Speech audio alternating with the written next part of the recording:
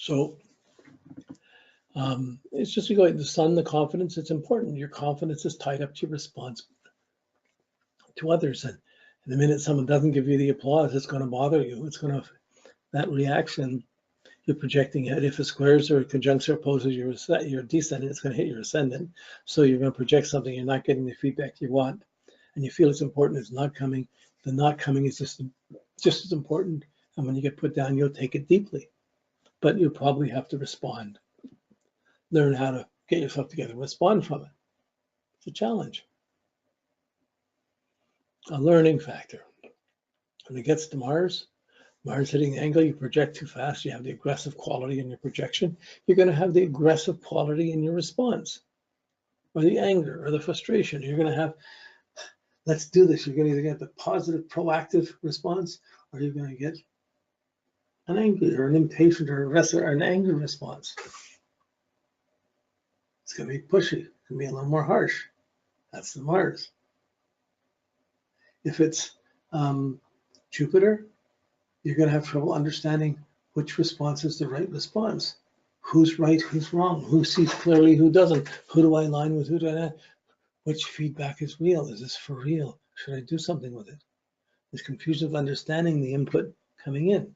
You can exaggerate it or you could miss it. So like there's a puzzle there. And it's going to take, you always have to be work to solve that puzzle so exaggeration doesn't mess up your relationships. You don't read into it, or someone's not controlling you or avoiding you. It's just all these things. You're trying to understand why they did that. It's tied up to your motivation and your projection. It's just the response you're getting, but often you think it's happening and you don't see what you projected to make it happen. There's the understanding of Jupiter. It could be exaggeration of multiple relationships and the complication of that. So with Saturn, so there could be over joviality, too much fun, too many things, too many opportunities, but really you're working to understand what's real, what's good. With Saturn, what's responsible. So there's going to be, Saturn will hit the ascendant or the descendant. Whenever it hits that angle, your projection is going to be inhibited, reserved. What you projected is going to be less, and your sensitivity to others is going to be, I'm never going to get the right feedback. Nobody will ever care about it, so why should I bother projecting? Why should I bother as the IC? But the projection, the ascendants, I'm only going to do this much because they're not going to care. I'm only getting this much feedback. Why should I bother more? So this is the 6th house with Saturn, or 7th house with Saturn.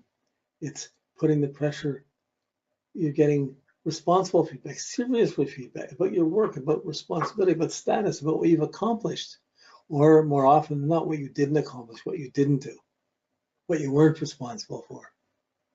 That would be the pressure from Saturn to the Sun. And it's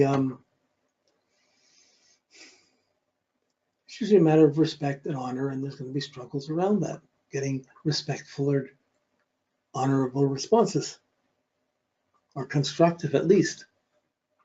It'd be easier to be sensitive to any lack of sensitivity or any put down or dishonor or disrespect. But if somebody's doing something wrong, it's hard to give them respect.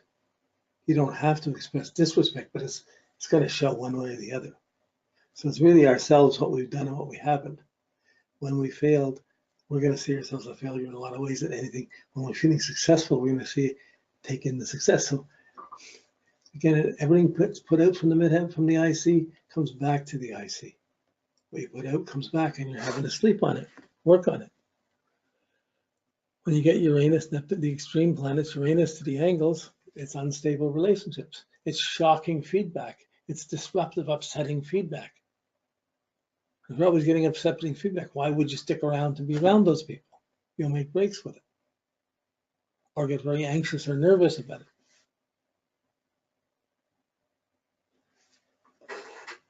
And you could have everything work, but you have this tendency to be nervous. You can worry about relationships and be worrying about things all the time and not putting it. And you can meet someone who's very confident and there's no need to worry, but you're still going to be worrying. Until, how would you do it? Yeah, so these things affect Anything that touches the angles affects the destiny in your life, and you're having to react and work through it. To work through it, you have to make the planet that's making the aspect work well in the sign and the house it's in. And you have to make the descendant in the sign it's in. You don't have a house. It's the 7th house and the 6th house, the relationships and the feedback, the adjustment and the improvement of it. So no criticism, no improvement. So how far, but the sign that they descended in, which we've already gone through, gives you the things of how you're supposed to respond to people, how the feedback you get, you see it. Then you start to see these slight deviations or struggles from it. So Uranus creates the instability. Neptune creates unreliable relationships. Very projected, very dreamy, very gullible, very imaginative, very drunk or confused, or something's not as it seems there. There's temptations, there's deceptions, there's a need for compassionate relationships, but there doesn't need to be the victim.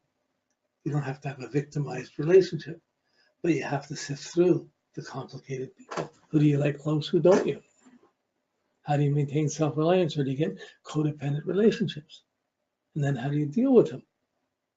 That's like the Neptune to the descendant. What's true? If someone tells you something, is it true? Is it not? Is it a lie? Is it deception? What? Oh, it's going to be hard to see. So if it's Neptune's hitting your descendant, it's also hitting your ascendant. So you're projecting out this confusion. And when it comes back, you don't see it either. Or you see it too big and you don't see it really still. So you're taking in this guilt. This, either the dream was great, we're going for the dream, oh, it's wonderful. Or you're feeling guilty because you lost it. Or sad or complicated or dependent. All these things. And these things, these attitudes come in. And if you're feeling dependent or feeling lost and you didn't do it right and you're lucky you got there, it hits your IC and you wake up with a loser mentality, and what do you project the next day? Something in the context of the loser mentality. So, or the fanatical one. So, yeah, I'm just trying to talk off the top, but the last one is Pluto. Pluto to the ascendant, descendant. Pluto to the ascendant means confrontation and power struggles through relationships. Hey, honey, you want to go in? No, I'm doing my own thing. Where are you going? Doesn't matter. You know, like, it's tough. A lot. Now that tough thing can simply be extended. Any of these other planets to the hitting aspects to the descendant could be when you're starting relationships, those complications. But if you're in, it could be extended families, other kids, partners being pulled different ways, and not getting challenges about the feedback you get. So if you're getting bad feedback, you have to stand up for it at some time with Pluto. You're going to have that confrontation. And you're going to have to force yourself to overcome fears to be able to prove you can do better yourself. So all these things are tests. They're all dealable. They're tests on the path of experience as you're accumulating your experiences in life. Every day we accumulate more experiences, and the more we live, the more experiences we have. And yet they teach us that it's not just about the outer world.